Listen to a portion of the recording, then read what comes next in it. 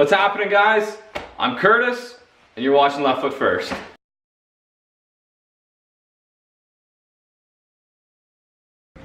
So, last episode, got a bunch of work done on the chassis there, got the bottom rails all figured out. This episode, we're just gonna continue on, you know, welding her up. We're gonna get started on the top rails, finish up this rear bulkhead, do the angle supports for it, things like that. Just get it to a point where we can start putting stuff in it and get a feel for how big things are. And yeah, hopefully make it solid. I also have a good idea of what we're gonna do at the front end now, so maybe we'll cut those front bars and straighten them out and do some stuff there. So let's get our coveralls on and see how far we get.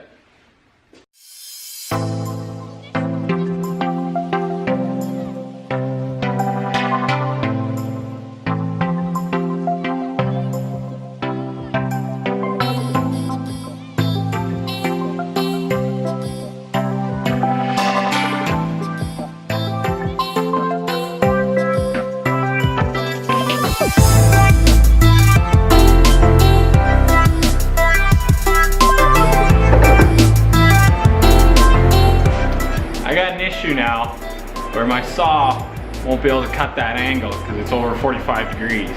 So this is going to be a manual job.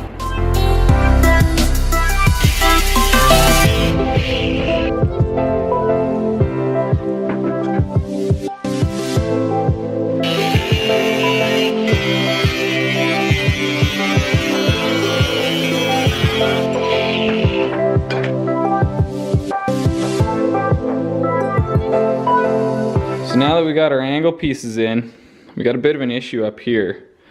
Where it comes together, you can see that there's a gap there. We're gonna try to do something there. It might work, it might not.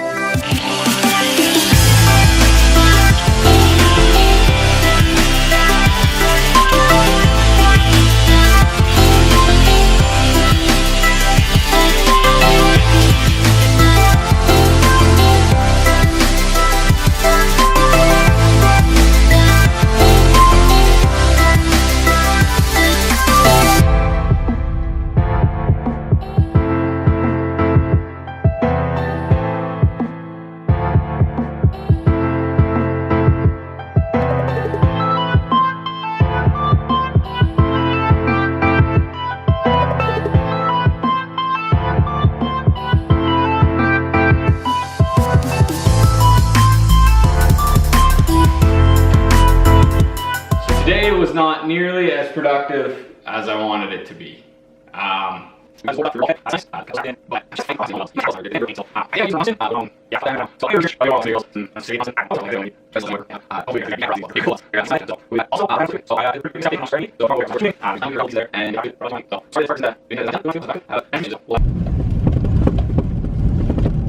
Alright guys, it's a new day.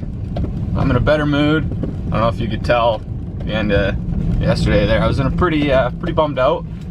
Nothing was going right. All my welds were getting real porous, and it just wasn't gonna happen. So I took the evening, regrouped a little bit, did a pile of research on what I should have been doing, and came up with a couple of possible solutions. So we're heading into Calgary right now to pick up more metal because we ran out. So I'm gonna stop at the welding supply store and buy some different tungstens. Apparently I should be using serrated tungsten instead of pure tungsten. I just got the welder and started welding, so I didn't really do the research that I should have beforehand. And then there's also a couple of things where they talked about techniques that I should be using, and you know, different ways to hold the torch and different ways that I should be doing things. So when we get back, we'll jump in the shop there and try those out and see if maybe I was just doing it wrong. I'm used to MIG welding. TIG welding's a new game, so we'll give those a shot and see if they work. So let's go shopping first.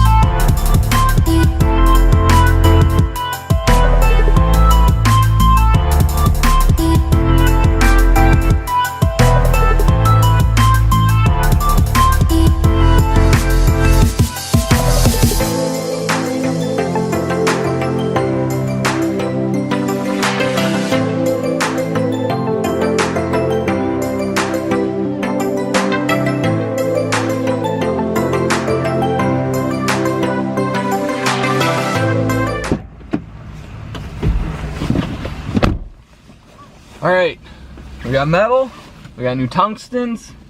I also managed to score some cheap sheet metal so we can cap off the ends of our frame rails and little stuff like that. If you're in the Calgary area and you're looking for metal, stop by metal supermarkets. They got everything you need and they're the easiest people to deal with. So, pro tip of the day.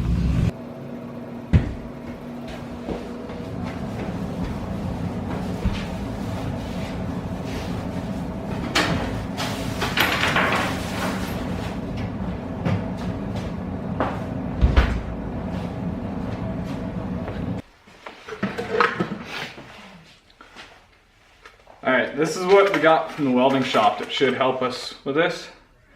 It's 16th inch E3 electrodes.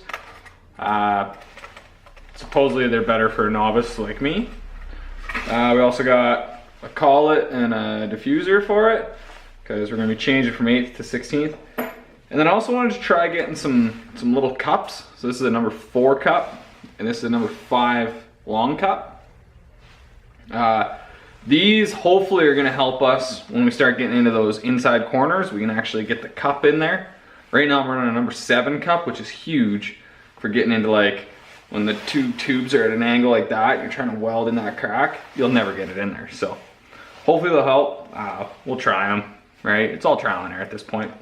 So I'm going to throw on my coveralls, and then we'll change over the TIG torch, and we'll give all this stuff a whirl and see if it prevents the porosity.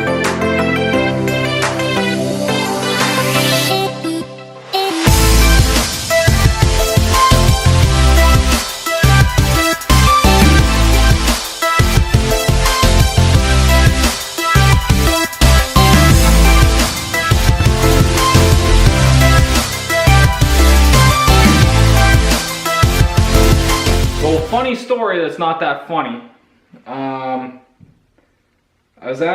I got all my welding stuff from Oxy Pro down off Barlow. And the guy just set me up for 16th. So he got me a 16th of an inch diffuser, and then he went and got me a 16th of an inch collet and said, here you go, and went and rang him through and gave them to me. And my fault, I didn't double check. This is not a 16th of an inch collet. It says right on it that it is a 1/8 of an inch collet, which I already have a 1/8 of an inch collet that I use for 1/8 of an inch tungsten. So now I gotta go back there and get another collet for my 1/16 of an inch tungsten. Never ending. All right, so we got the wrong size diffuser and the wrong size collet. So I put the 3/32 tungsten back into this torch, and at least we're going to attempt some of the techniques that I read about that should prevent porosity. So one of the big things that I read about was basically it all has to do with getting enough argon around your weld. So in my garage I have a forced air heater, so I've been welding while that heater's been on, and that can disturb your gas flow. So we're going to try welding with that off now. The other thing was that I was kind of welding like I would with a MIG, where I was kind of, if I was welding, I'd be welding with my torch on an angle like that, and I'd be kind of, you know, dragging across my workpiece like this. And what they're saying is if you drag across your workpiece like that with your torch at an angle, it'll actually, the gas flow coming out of the torch will suck in air from behind it, and that air will get into your weld. So you should be welding with your torch perpendicular, so you don't get any of that air sucked in. So we're gonna try that. I'm back on the same settings that I was before, about 65 amps, about 15 CFM. I've got the 3/32 pure tungsten back in here again. So we're not trying the E3, we're not trying any of that stuff. So we're gonna lay a bead of weld right in here with our torch perpendicular to our workpiece and the heater off, and we'll see if we can prevent getting any of that porosity in there. So let's give that a shot.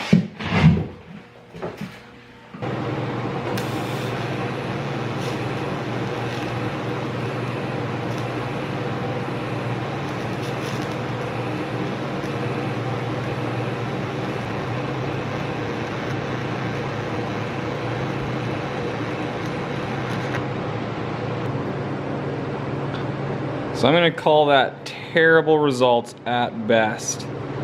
We're still getting major porosity. I welded from this side first, kind of feeding my torch this way and trying to feed material in at the back. That didn't work very well. So then I welded from this end and into the middle, moving my torch this way and feeding material into the front of the puddle. And that didn't work either. Both those times I kept my torch perpendicular to the material. The fan's off in here. It should have every chance of success, and it is just not behaving properly. So I guess maybe we do require that other tungsten, so we'll give it another shot later.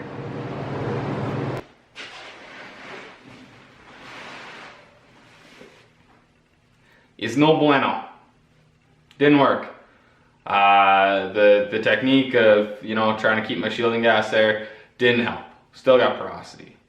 So we can't continue welding on this chassis until I fix that, and it's too late now to go back to the welding store today. So this episode is going to end on a low note. We didn't get much progress done today. Yeah, so I'm gonna have to go back to the welding store, get the right collets tomorrow, and then hopefully figure out what's causing our issue here. We can't make any more progress. We can't weld anything else onto this chassis until we got that figured out. So if you know what I'm doing wrong, if you're watching me and you're like, that guy's an idiot, tell me, please. Leave me a comment, let me know, because I'm at a loss now. So yeah. Tune in next episode. Hopefully we got it figured out. Hopefully we can start making some real visible progress on this chassis and start making a car and do everything that I promised you guys I would do 2 episodes ago. So we'll see you guys in the next one.